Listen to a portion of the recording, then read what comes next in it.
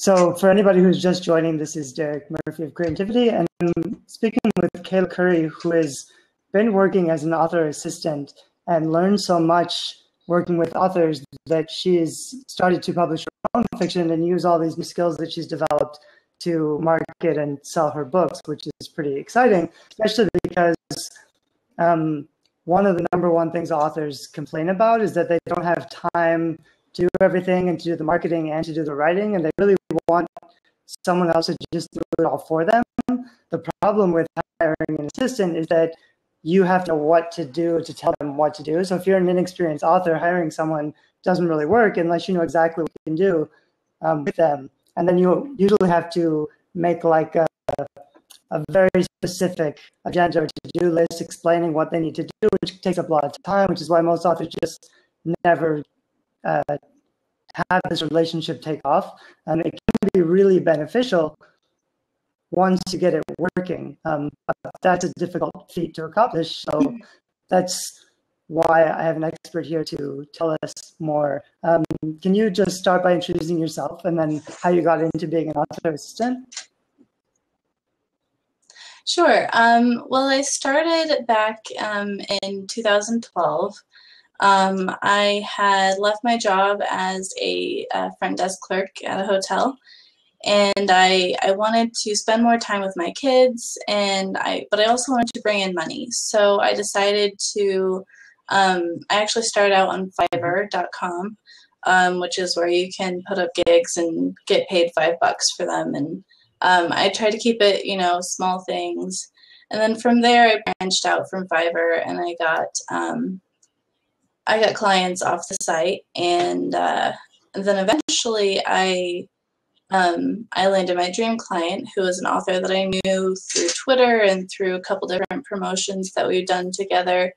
And she emailed me one day, and she was like, "Well, I know you've been doing virtual assistant work, and I've been thinking about hiring someone. Would you be interested?" And I said yes, because she was really taking off at that point, and I wanted to learn from her, and I wanted to be around for, to see what she was doing.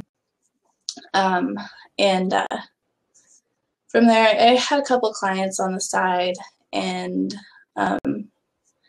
just being able to bring in money and then watch, my clients see what they were doing and get ready. I was writing at the time, and I had one book published, but it wasn't doing anything. It was through a small publisher.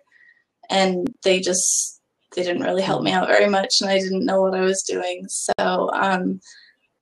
I was able to learn marketing and everything through being their assistant and them telling me, "Okay, can you do this?" And I said, "Oh yeah, I can do that," and took it from there. So what kind of things did you do specifically? Or there's probably so many things, and I bet some of it was kind of an experiment, like the author was also not quite sure what she wanted you to do.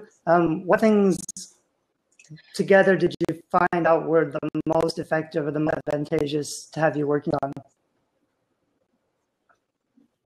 Well, we started out kind of small, with me just doing a little bit of social media management and things like that.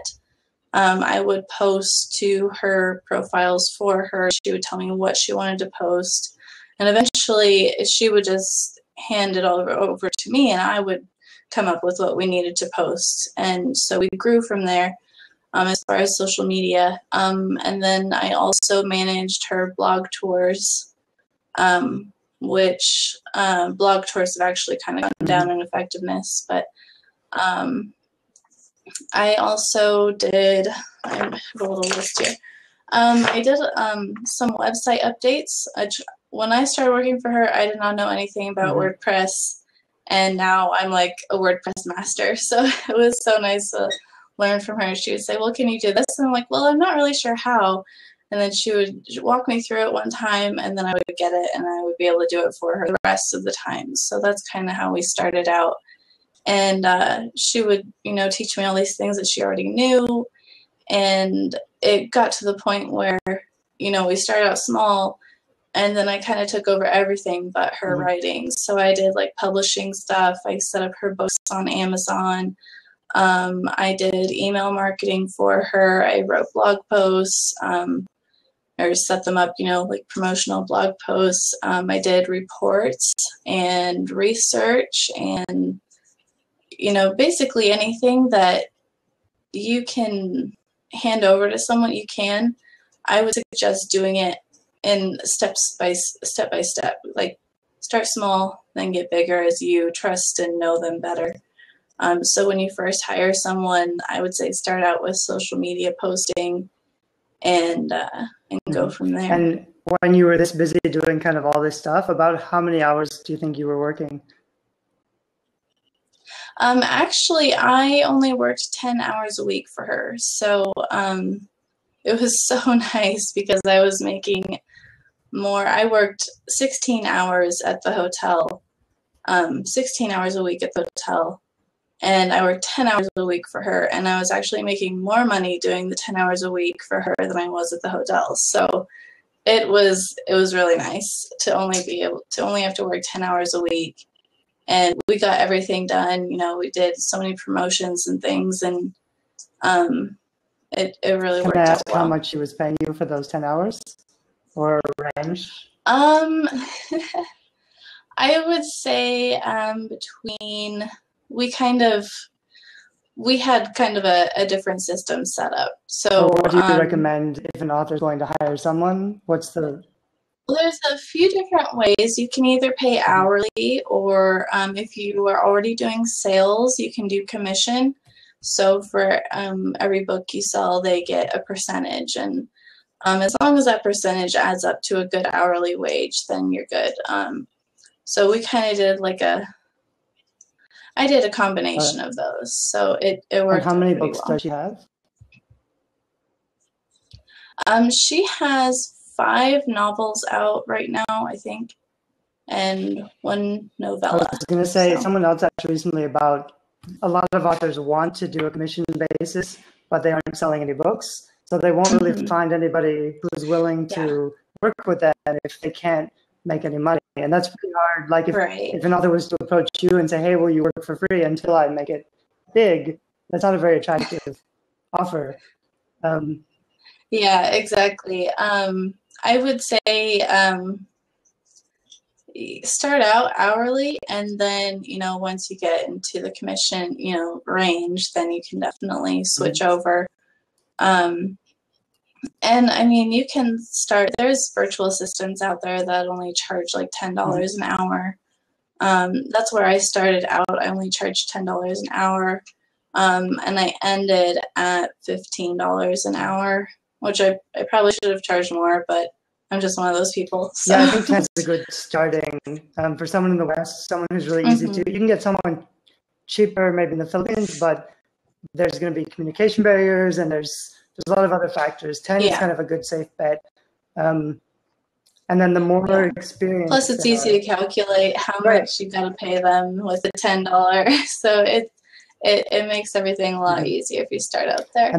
And it's all about, if you're hiring someone for your business, depends how much money you're making. So if you have 20 books and you're making, like the difference between 2,000 and 4,000 is just a little bit of tweak. So if you can pay someone $100, $200 a week to do some of this stuff, and you can put out a new book every month, that'll really increase your earning speed. So, but if you're an author who's like, if you're not selling any books yet, it may be too early to hire an assistant until you can at least figure out what you're doing wrong. Because if you have the basics done, you should be selling something, and then you just need help selling more. Let me see what my other questions was. I think actually, what are things that our authors doing that don't help them with? So that would actually the topic kind of flows there. The things that I've found that don't work anymore are things like blog tours, Facebook parties. I know that was big a couple months ago. And if there's a lot of interaction, a lot of engagement from the people at the party, then that's fine. But most often I find they aren't very effective.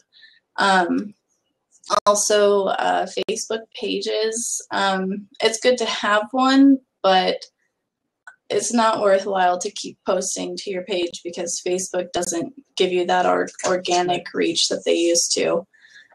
So a lot of people are trying to move their followers into a Facebook group because the groups get a lot more reach than the pages. That is true.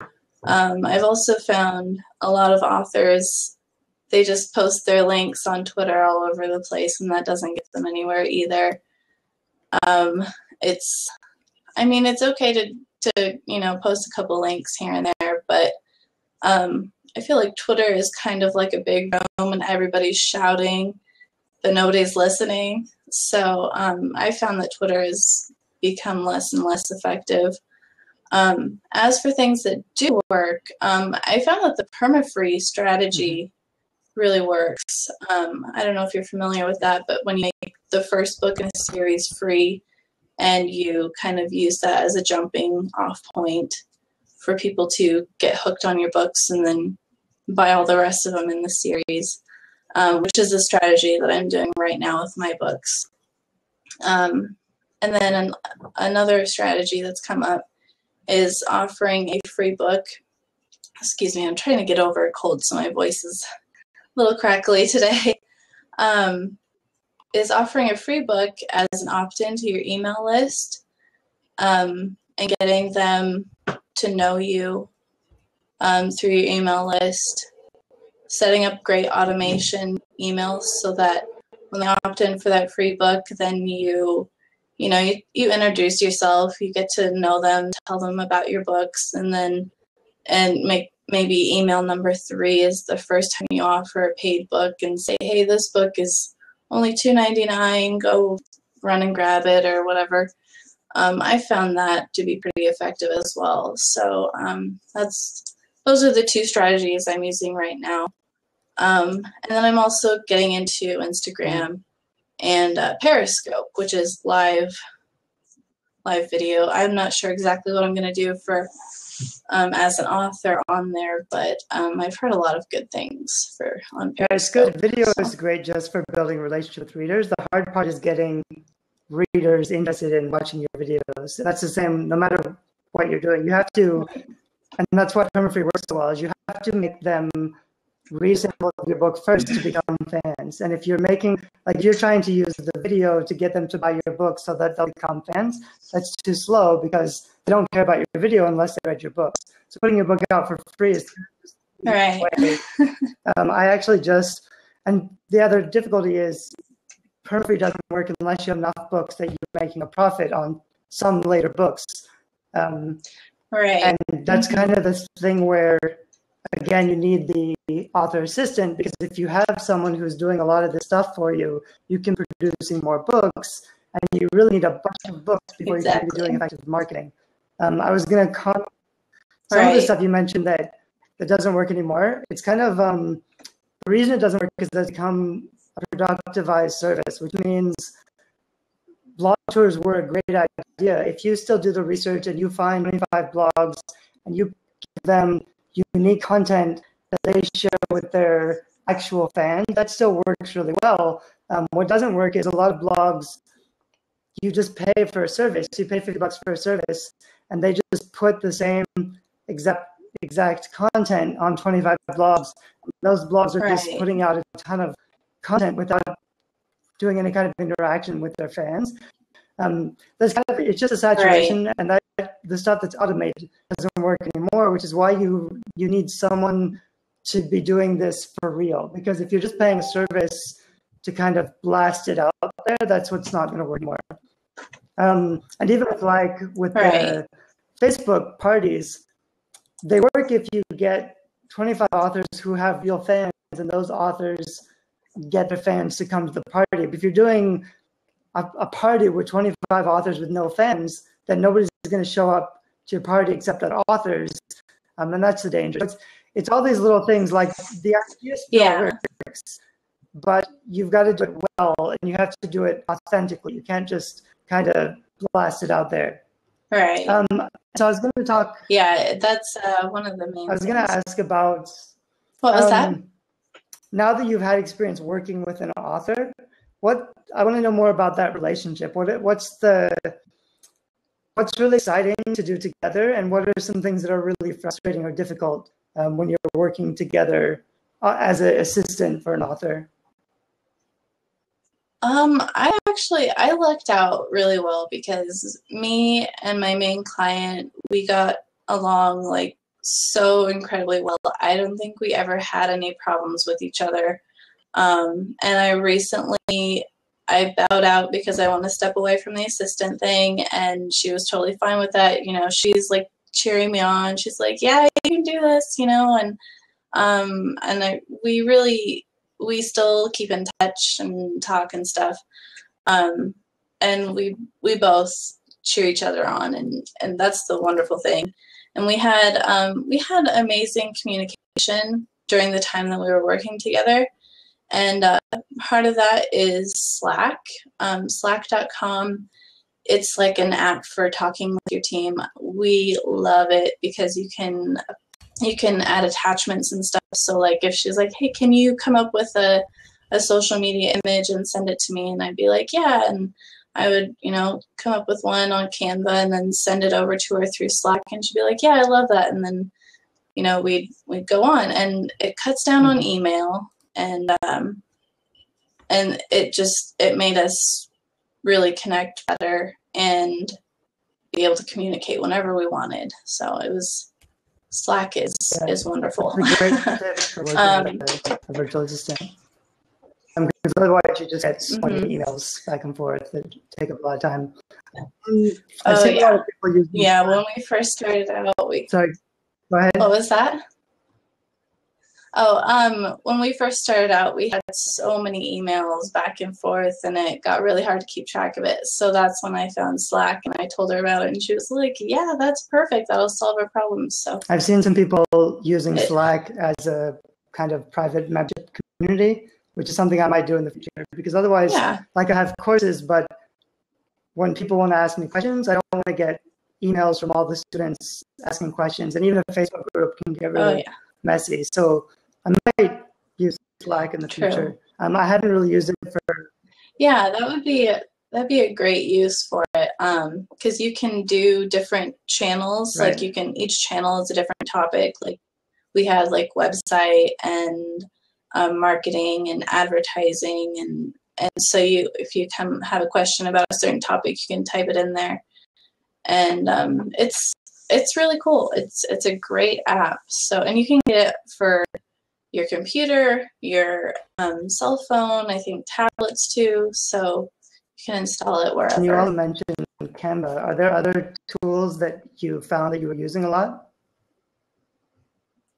Oh yeah, Canva is great for design. Obviously, it's probably like the best one out there. What else did we use? We used Dropbox a lot to store files. We used Toggle, TOGGL.com, to track time. You know, how much time we were spending on different tasks. And what else did we use? We used Airtable for assigning tasks, which is also, all of these are all free. So that's the wonderful thing about them. And let's see. I think that's about all. We tried to keep it, you know, pretty contained in just a few systems so that we weren't all over the place, which is really important. Because otherwise, it gets pretty messy. Because there were a couple times where we had like too many things going on, and we had to condense things down and simplify. So do you think you'll ever go back to being an assistant or to doing these kind of services, or are you taking a break, or are you done? I think I'm done. I think I'm moving on to bigger, better things. But it is a great way to learn about whatever industry, whether you want to be an author or not, or whether you want to do something else like in the fitness industry. You can be a virtual assistant to a fitness expert, and you can learn so much about business and marketing through doing that. So it's a great like stepping stone. It's like a paid internship, I like to say, because you're learning and you're getting paid, and it's like your boss is like mentoring you at the same time. So right. That's actually, I should suggest for authors, instead of hiring an assistant, you should become an assistant to someone else, because you really have to learn this stuff before you can help anybody else, or before you can do it for your own books. very true. Yeah. And I'm really grateful for the experience that I had with her, because like I said, I learned so much from her and her strategies, and I wouldn't be selling books today if I hadn't have done that. Mm-hmm. So, and I mean, it only took me 10 hours a week to work for her, and I made more money than I made at my day job before. So I'm actually lucky, because my husband does bring in most of the money, but I like to help out at least a little bit, and I'm trying to actually make enough so that I can let him quit his job. So yeah, it's hard in the beginning when you only have 4 or 5 books, because there's some money, so you just need 20 more books to make a living, but you have to have a lot of time to finish all those books. And in the meantime, I kind of go back and forth. I've done services, and I take long breaks to write some books, but then I have to go back and do more services for a while. But I'll get there. Right. Yeah. Yeah. It's time management was a big thing for me, because I was writing as well as being an assistant. So there was a point where I kind of like let my writing go while I was working for her, and I had to kind of take a step back and be like, okay, I got to put my writing first, because I got to do this too. So I started, I kind of broke up the time, only 10 hours a week. And so I did like an hour a day. And then on the weekends, I did a couple extra hours. And I also tried to write for an hour a day. So I kind of broke it up that way and spread it out so I could get more balance to what I was doing, what I was trying to do. So on that same point, time management stuff. So now you're kind of stopping, because it is a decision. You have to decide to put your writing first and cut out some other things. There's never enough time for everything. So you really have to do is, what kind of sacrifice or decisions are you making now to focus on your writing? Well, I'm one of those people who likes to have a lot of things going on. So, like balance to me is really important. So I'm also working on a side business where I teach people how to work from home. And so I have to work a couple hours each day on each thing. And, I would like to work more on the business, and sometimes, like some days I want to work more on the business, some days I want to work more on the writing, but I have to make sure I maintain that balance. Otherwise I'll let one go. And I guess I used to be that I would be working all the time, either on writing or the VA thing, the virtual assistant thing, or on a business that I wanted to get off the ground. And it got to the point where I was working all the time, and I didn't like that. So I had to stop, and I had to, get back into, hanging out with my family, get the housework done, and that sort of thing. So like right now, I'm really focused on just balancing everything and managing my time better than I was before. Yeah, it's a process. You always learn more about what you're doing and more about how to be successful at what you're doing. Right. I think I'm out of questions. I was going to ask you if you hired a VA, because I think you said you might be interested in hiring another VA. What that process would be like? I haven't hired one yet, but I am definitely working towards that. I'm kind of setting up a system right now so that I can control exactly what tasks I give and know how long it's going to take, and I can kind of compartmentalize everything and have an assistant work for me, maybe a couple hours a week. And I'm hoping to get to that point in sometime this summer. I want to hire a VA probably by the end of the summer. So that's a good goal to set for yourself. Yeah. I was going to make, because I'll put this on post on my website, so I wanted to make like a PDF, some kind of a guide you could just give to a VA and say, do these things, and that it would work for most authors. I'll get to that. That would be nice. It'd be a very helpful resource that I'll put together sometime in the near future, I think. I've got a big list of projects to get through, but I try to. Same here. There's because I don't have much time to work one-on-one with authors anymore. So if I can just make like a thing that they can, so when people email me, I can just say, go get a free PDF. It helps everybody and it frees up a lot of my time. I try to make those kind of things. Yeah, it's funny. A lot of people come to you for advice and stuff, and you find yourself answering the same questions over and over, and then you know that you need something like the PDF and to just be able to hand out to people and be like, here you go, here's all the information you need, rather than typing out a long email.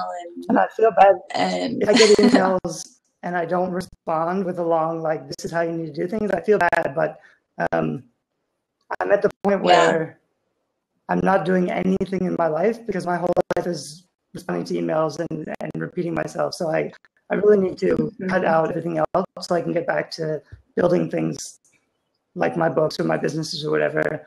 But I think that's a decision everybody makes. Like in the beginning, you don't have that issue because people aren't coming to you. But once you start to have sort of a platform, then all of a sudden you start giving away a lot of your time. And you'll end up, I mean, your time is kind of money, so you should be making something valuable instead of helping people for free, sort of. I mean, in the last 5 years, I've always been saying you need to help people for free to build the trust so that you can sell the things you sell. But if you don't have time to build anything, then you don't have anything of value. So it's a exactly. Yeah. A couple of years ago, I came up with this concept called Blogger Book Fair, where authors we took a whole week for the event, and I had authors sign up and they would post about each other on their blogs. So I would match, every author would get 5 other authors to post about on their blog. And I would match them up according to genre and stuff. And it took hours and hours and hours. And I did it for a couple of years. I actually did it twice a year. So I did it every 6 months, and I did it for 2 years. And it got to the point that it was just way too much work. And I had to close it down. I did not want to, but I had to because I was just, it was too much. It was too much work. So, because it would be hours and hours and hours. Paying you for those? Actually, the first time I did it, I didn't charge. I think it was the third time I did it is when I finally started charging, but it still wasn't enough because I didn't want to charge a ton of money because a lot of the authors I was working with were, fairly new, just getting started, building their audiences, and the whole idea was to introduce each other to their audience. So I think I charged like $5 a book, and that third time I did it, I had over 200 books. But I also did Facebook advertising, so that took a chunk of the money, and yeah, I probably could have made it profitable, but I just didn't want to put the time into it anymore. I wanted to focus on my writing and all that. That's kind of the difficulty in all of this kind of stuff and virtual assistant stuff, because I know how to do this stuff to sell books, but for the price that authors would be willing to pay for a virtual assistant, they could hire someone directly and tell them what to do, but there's no place for me to be in the middle without doubling the price, which authors aren't, like, they'd have to be paying me double so I could pay the virtual assistants and tell the virtual assistants what to do. It's not worth my time to do that. So I can't really like that can't work for free, and authors can try to do it on their own and hire people without involving me, as long as I can make like a guide that they can follow. But that's a difficulty if you're trying to help people because your idea, I mean, you could charge $25 per book and still make it very effective, but nobody's paying for your time to organize the entire thing. And so really like...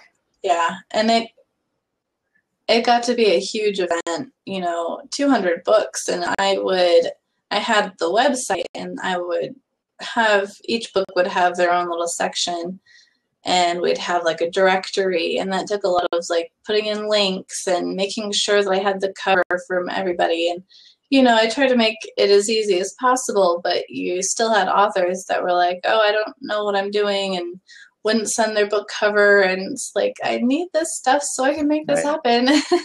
So I had to just stop because it was so many moving parts. So I just couldn't do it anymore. It was a lot of fun when I was doing it, though. It's the kind of thing that would work really well for individual marketing if you just did authors in your genre, and even if you didn't charge, if you said, I will swap interviews, my blog for your blog, any authors in my genre, that's something that it would still take a lot of time, but you could have a virtual assistant help you to set that stuff up. But basically, if you have 200 authors linking back to your site, authors in your genre, that's good book marketing for you. So it's, even if you're working for free, it's a lot of like free publicity and free marketing. So it's probably cheaper than other ways of marketing, and you would get more visibility. But it takes a lot of effort. Recently, it does. Recently, I actually did a promotion with 24 other authors. It was called Free Book Bingo. And I came up with the idea, and I made a bingo card with all of our book covers on it. And I set up a landing page on my website, and we all just posted to social, and all the books on the bingo card were the perma-free books. So we would send our readers to that landing page on my website, which was really nice because I got a lot of traffic, and I got a bunch of people signed up onto my subscriber list because of it. But they would go over to the landing page, and they would click and get all the books and try to get all the books on the bingo card. And that worked really well. I got tons of traffic. We all got a bunch of downloads on our free books, and then that turns into sales. And it was really easy to put together. All I asked from them was for their book cover, the link to their book on Amazon, and I think a tagline. And it was easy to put together. It didn't take me hardly any time, and we all got a huge benefit from it. So keeping things simple is probably the key with these kind of promotions. And then another thing I did recently was I did an email exchange with another author who writes books similar to mine. I contacted her, and I said, hey, do you want to, do an email exchange? So I I sent out an email to my subscribers about her free book, asked them to go sign up for her email list, and she did the same for me.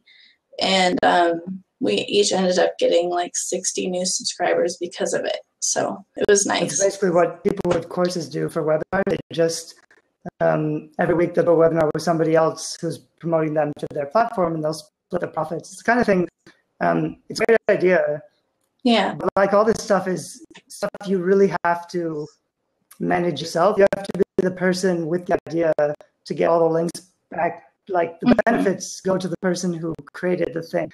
So if you're paying someone else to be part of somebody else's promotion, you're sending traffic to them and paying them, and you're not really getting all those same benefits. So if you can find a way to be the person, usually just by being the person who organizes the thing, it'll work out better for you and usually be cheaper.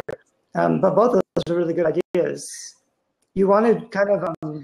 Yeah, I seem to come up with things like that all the time, and I've found recently that as long as I keep the idea simple, it works out really well, so I don't have to do a whole lot of work. And it's easier. I mean, you could hire a virtual assistant to do some of the research, like to find 25 other authors, but that really doesn't take very long. Right. If you're just looking for... Yeah, I just posted in Facebook groups that I was part of and onto my personal Facebook profile and said, hey, I'm doing this, and if you want to be a part of it, just fill out the short form and voila. I mean, it was super easy. So. I would also say, instead of just asking for participation, if you find authors, like if you seek them out, you'll be more likely to find authors who have their platforms, because you'll be able to screen them a little bit. Right. Because otherwise, if you only get 25 authors right. who don't sell any books and don't have any platform, then it's not doing you yeah. as much benefit. But every indie author wants to be doing more promotion. So if you find an indie author who's selling well and has a platform, and you say, hey, I'd like to promote you for free to my audience, they'll probably agree, if it's easy for them, if it's easy for them. Yeah, that's very true. We had with the free book bingo, we had a pretty good mixture of new authors, upcoming, and established authors. So that was nice. I think it was because one of the groups I posted in was full of successful authors, and actually some of their virtual assistants were like, yeah, I'll sign my author up for this. And so that's another thing. As a virtual assistant for an author, you got to be on the lookout for fun promotions like that to sign your author up for. It's the kind of thing. And I didn't charge anything, although I do want to do another free book bingo like that, but I want to charge like $7 and then $5. Do a giveaway. The difference between $7 I want to do a giveaway isn't very big. So you'll get more. Like you'll get as many people. You're only looking for like 10 or 15 people anyway. Yeah. With the free book bingo, I think it's a total of 24 authors is what I would need. But yeah, it's I'm gonna do it again because I know it was successful, and I'm definitely gonna charge for it next time. It's the kind of thing where if you're doing it because you're an author, it's great marketing. It's almost free, very cheap, very easy book marketing that works very well. But if you're trying to turn it into a service that's profitable and worth your time, that doesn't work very well. And so that's why it's hard to take those kind of things and turn into a service for other people. But authors, you should really be doing these things yourself because they're not that hard to do. And most authors are lazy. So most authors will just pay someone else to do it, and they're happy to pay someone else because they don't want to organize it all. But the person who's doing the organizing is getting the most benefits. That's true. It's I've found that time and time again with all my ideas that I get for marketing. I've found that I've gotten the most benefit out of every single thing I've done. And I've helped a lot of authors too, but definitely being the one to put in all the work, I've gotten, people come to me and they're like, wow, I can't believe you put this together. And then also the authors that do participate in your event will say, oh, this was put together by Kayla Curry. She's awesome. And you get more recognition that way too. So it's nice. And you get more links back to your site. And the more you do it, like if you find one thing that kind of works, that wasn't that hard to do it every month or do it 2 or 3 times a month. Because like every time you do it, it's a little bit successful. But if you know how to do it, like the first time you do something is the hardest time, but it gets easier and easier and faster. So it'll get more effective every time you do it. That's very true. You learn after the first time, you learn how to get around certain little problems. And then the next time you do it, you've got a system down and you're ready to go. Are your books mostly young adult or are they in a different genre? They're new adult, mostly paranormal fantasy. My first book and series is like vampires, witches, that sort of thing, paranormal beings. And then I also have another book out. I'm hopefully going to be writing a sequel for it soon, called Where the Carnies Are, which is, I like to compare it to Heroes, the TV show, like, people with different powers, talents. And I also like to compare it to, I'm drawing a blank right now, but it's basically carnies with magical powers. So it's a fun book, and I write in the new adult age range. It's kind of like a cross between YA and NA, I would say, actually. It's kind of in the middle. Let me know when you do your next bingo, and I'll pay to play. I'm not sure. I want to do it when I release my next book, so probably in June or July. I have a lot. I put out 4 this year, but I'm putting all on perma-free until I put out the next ones, because like you mentioned earlier, the difference is it was sell like 5 or 10 copies a day, which is decent income, but I'm not rebuilding my list. So by putting it on perma-free, I'm getting 300 downloads a day, which is so many more people reading the book that might become fans of my list. So especially because like in the next 6 months, I'm writing my next book, it can be building my platform much faster on free than it could earning a little bit of money. And that's kind of, it's like you're giving up some money, but you're getting more free publicity than you would be able to afford otherwise. So that's kind of the difference. Yeah, it's very true. I've found that I've gotten a lot more fans, and then they will go and they'll tell their friends about my books. And the perma-free thing, it's definitely a great strategy. I've got my first book, Obsidian, is perma-free, and Moonstone has been selling. The second book has been selling because of that, and I'm going to be doing a sale on Moonstone for 99 cents before I release book 3, so that people can get the first book free, second book for 99 cents, and at the end of the second book, they'll be able to pre-order the third book. So that should work out. You usually don't really make money until you have the 3rd and 4th book or 5th book, but you got to build your platform with what you have, so that when you finish those books, you have a big platform ready to buy them. And that's kind of what I would like. The first couple of books, I wouldn't try to make any money. I would just try to get it out there to build a big platform so that you'll be able to sell books in the future. Because otherwise, you're always fighting for publicity and promotion. It's a lot of work. It doesn't have to be a lot of work if you set things up the right way. Right. So I'm out of questions, but it was great to talk to you. And I'll post this with some of the things we talked about and links for the things that we mentioned, so that other authors can find the solutions to working with an author assistant. All right. It was nice talking